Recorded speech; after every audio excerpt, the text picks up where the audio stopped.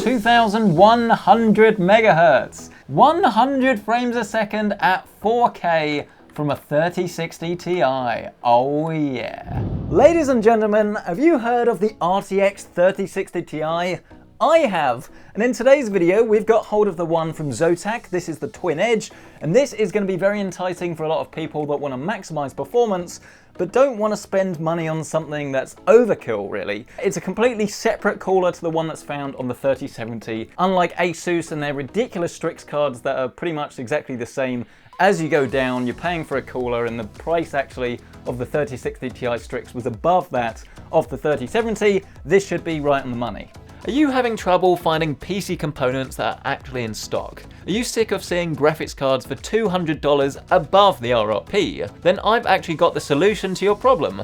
ShopTagger, the sponsor of today's video. ShopTagger is a Chrome extension that can not only save you money on your online shopping, but it is the perfect tool to track stock and pricing. That's right, building a PC just got easier. Simply choose all of the parts that you're craving, add them to, and then organize your ShopTagger shopping lists, and you'll start getting alerts when the prices change or that RTX 3080 comes back in stock. This happens in your Chrome window, via mobile push notifications, or via email alerts, which is really neat. This alone is a game changer, but ShopTagger will also automatically apply coupon codes whenever you make a purchase, so you can either save a whole bunch of money with zero effort, or pay with confidence that you're getting the best price. There's even a brand new cashback feature. They'll pay you via PayPal whenever you shop with their selected partners. To start shopping smart, actually save money, and end the hunt for all of those out-of-stock PC components, install ShopTagger today with that link down below. Right off the bat, it does appear to be quite a bit of a smaller graphics card, which is nice to see because they seem to be getting bigger and bigger, but is that going to come at the cost of thermals and acoustics? It's a pretty normal looking graphics card, to be honest. There's clearly not a lot of RGB or anything going on here. It's a very safe graphics card, I think it's fair to say, but there's absolutely nothing wrong with that because ultimately you're going to be looking at your screen and getting the frame rate rather than just staring through the glass at your graphics card all day. At least I hope so anyway. I think that if you're upgrading from a 1060, 1070, then this is pretty much not going to be particularly different to what you've got now in terms of aesthetics. Along the top it does say Zotac Gaming, and this probably has a little bit of RGB behind it. Could be a white light, but I guess we'll find out in just a second. It is only a single 8-pin because this isn't the most powerful card in the world. There is a backplate, nothing particularly crazy on this. There's no pass-through like you'll find on some of the larger graphics cards or the Founders Edition 3060.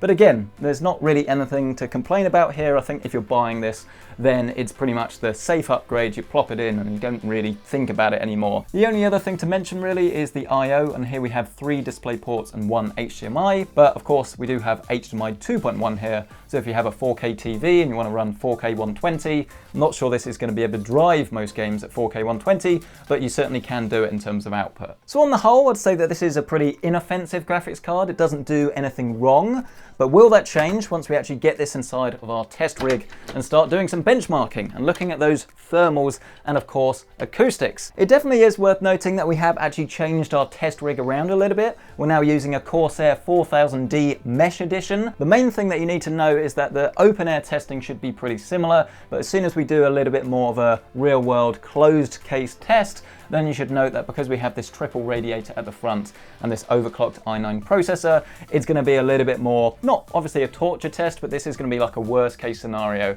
for like an average PC gamer. So hopefully we should get a better understanding of thermals, because what we had before, I think it was a bit too easy and all of the thermals were low. I want to see what these things do under pressure. That's right, Zotac. If you thought this was going to be a walk in a park, you thought wrong. It's going to be a walk near some plastic plants I bought for decoration. You can tell I bought these online as well because the size of the pot relative to the size of the actual plastic plant is just way off. I can't even look after plastic plants, for goodness sake. If you have any tips, let me know down in the comments section below. Hashtag plastic garden centric. I would say pot centric, but that will probably get flagged. Anyway, shall we actually get this thing installed? As I said earlier, definitely not a huge graphics card, and you can see that. I think it works quite nicely though. It actually fits on the motherboard and everything looks pretty proportionate. It's not like having one of those gigantic things. Just a single 8-pin, remember, so if you do have a lower spec PSU, this should probably be alright. I reckon 500 550 watts is probably a good shout. Not sure what the minimum is, so I'll leave it linked down below. Let's grab our benchmarking 4K monitor, which a lot of you guys have actually asked for a bit more information about. You can find it linked down in the description below. It is 4K 144 Hz, or with a firmware update, I think 165 now. Oh, fancy. I do think that this is actually the first time I've used this system since I transferred the case and everything, so let's hope that it works.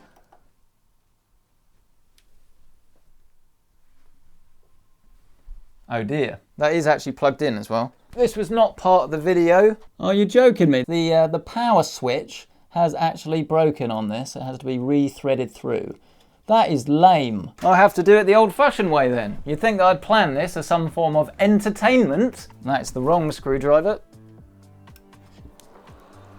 Magic. Look, my cameraman has just rang me to say it wasn't him. I reckon it was him. We're back, and to kick off our test, we're going to jump into some Horizon Zero Dawn, and this is running at 4K, so we're going pretty much all out at the moment, and we're getting a pretty respectable 45 frames a second, so this is better than the console level experience, really. Absolute max details, and if you are playing on like a G-Sync or a FreeSync display with a controller, then to be honest, this is perfectly playable. But this is what I absolutely love about the 3060 Ti, to be honest, is just that while it's not the most powerful graphics card out there, it does go to show that it doesn't really matter what you want to use it for, it can handle a little bit of everything. Let's whack this down to 1440p though to get some more real world testing, because let's be honest, you're probably going to be using this at Quad HD. And yeah, around about an average of 60 frames a second, pretty much bang on the money. It is using the GPU 100%, so there's no sign of any CPU bottleneck here. We're currently running at around about 71, 72 degrees. This is open, I guess, open case test, but we do have that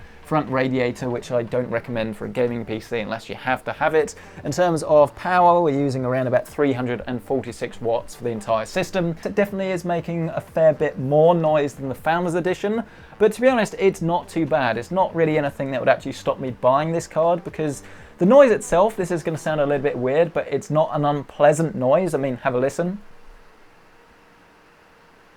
So pretty middle of the road really, nothing to overly complain about. As I say, a little bit louder than the Founders, but because it's a pretty consistent pitch, it's not really anything that I would say is particularly distracting. Ultimately, a graphics card running flat out is going to make some noise. Just bear in mind that this isn't the quietest one on the market, but then again, it's not the most expensive either. So on the whole, not bad. Let's move on to some multiplayer action with some Apex Legends, and we're going to up the stakes by putting the side panel back on. And as we touch down, we're getting around about 100 frames a second at 4K. I mean, okay, I wouldn't actually play Apex Legends at 4K, I would down-res it to 1440p for the frame rate, but you still cannot argue with the fact that you really don't need to on a graphics card like this, when you're getting around about 83 frames a second. If you're playing on a 4K TV, 4K 60, then there'd be no point in down-resing whatsoever, because you'd already be maxing out your display. It's very impressive. Let's down-res it to 1440p though, because I do want to see the difference, and we're getting around about 145,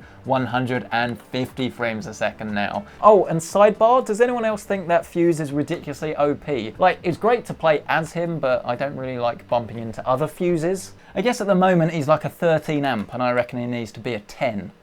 Next up, we have some ray tracing performance in Control, a game I know very well, and that's the numbers to expect. It still looks fantastic. I mean, if you play something like Cyberpunk, the FPS is pretty similar actually, but I'd say this is almost a little bit better optimized. You run into less bugs and things, of course. This is absolute max settings with DLSS and ray tracing set to their highest presets. And I think it's doing a pretty good job, but it does show that the 3060 Ti will not be able to handle every game at 4K. And indeed, as soon as we have changed that resolution to 1440p, you can now see, just as we had in Horizon, we're now getting around about 60 frames a second. This has G-Sync enabled, so it pretty much feels the same, to be honest with you, but obviously if you're not using a G-Sync panel, then you would get a little bit more stutter or tearing here. But it's a great experience, and it does translate across loads of different RTX titles. Just be aware that they are quite difficult to run, really, and you will need a pretty beefy solution, better than the 3060 Ti, if you do want to play everything at max in every game at the highest resolutions. That's your live benchmarking done, which can mean only one thing. It's time to hand you over to the one, the only benchmark Marcus. The best Marcus. Other than me.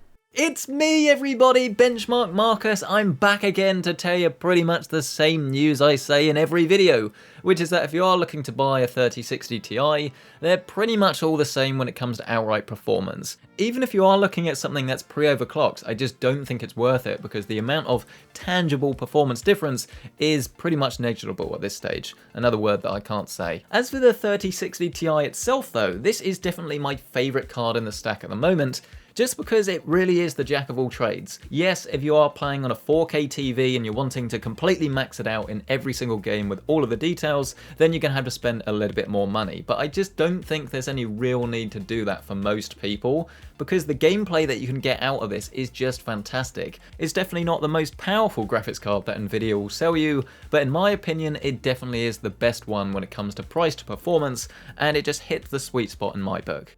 Thank you, Benchmark Marcus. That was fantastic. That was really, really big news. We definitely didn't expect to see pretty much the same performance as all of the other 3060 Ti's. That's crazy. There's loads of different overclocking tools you can use. My personal favorite is usually EVGA Precision X, but you've got MSI's Afterburner, or the one that we've got here, which is Zotac's own Firestorm software. I've taken the liberty to actually change the fan profile a little bit, so now it gets loud at around about 80 degrees instead of 70, which is pretty good. So the usual thing will apply. I will crank up the power to max, so 110%, without actually changing any of the voltages or anything. And then in terms of the GPU clock, let's start with 100, and then let's do, what, about 50? I'd say on the memory. Not exactly a huge bump to the FPS, but there's probably an extra couple there. We're now getting around about 75 frames a second. I reckon we're up around about 3 FPS, which at 4K is not bad. The problem is the way that these graphics cards work with GPU boost is that you can manually overclock them, but then the GPU boost speed will then come down sometimes. So you're getting this really weird sort of battle with yourself. 2040 megahertz though, that is not bad. We're definitely getting the overclocked experience here. The noise levels haven't actually changed, which is nice. And this is something that I saw pretty much across the whole range of graphics cards really. Unless you manually change the voltages, they don't actually get particularly louder when you do overclocking like this, which is definitely nice. Let's go for 188. 2100 megahertz. I do think we're going to get a little bit of droop, but if it can run this for now, that is a very promising sign. It's just so annoying when that clock speed goes down. Look, 2040, 2010. Why do you do this? It makes it so difficult. 211. And we've instantly crashed, so around about probably plus 180 is a good bet. That might be pushing it in some games, but it purely depends on the exact card that you have, the circumstances, the way you've tuned it, and ultimately the games that you do want to play. But if you think there is no overclocking room in this, then you'd be wrong. But in terms of real-world performance gains, don't expect to see miracles, but it can definitely help you out in a few different situations. Should you buy the Zotac Twin Edge 3060 Ti? And it's not a clear-cut yes, plainly because the Founders Edition is really good. And I think it's quite unfair on your guys like your Asus, your MSIs and your Zotacs, but that doesn't really matter to you, the end consumer. I personally would much rather have the 3060 Ti Founders Edition because I think it looks better and it does run a little bit quieter, but ultimately it does come down to price. If you can get this, then it's worth buying. If you can get this for less than the Founders Edition, then it's worth buying. But ultimately, if you can buy the Founders Edition and the pricing is similar, that's what I would go for. Let me know your thoughts on this though down in that comment section below. Do you like the look of this? Do you think something a little bit more plain and less blingy is a good thing? Would you rather have something that's a bit more exciting? I'd absolutely love to hear from you. And of course, if you do want to check out current pricing, then you can with my Amazon affiliate links listed down below. Do get yourself subscribed for more videos just like this, including the upcoming RTX 3060 reviews and hopefully the 3050. But ultimately, smash that like button. It really does help out. Honestly, I'm not a liar. Thank you for watching. I'll see you in the next one.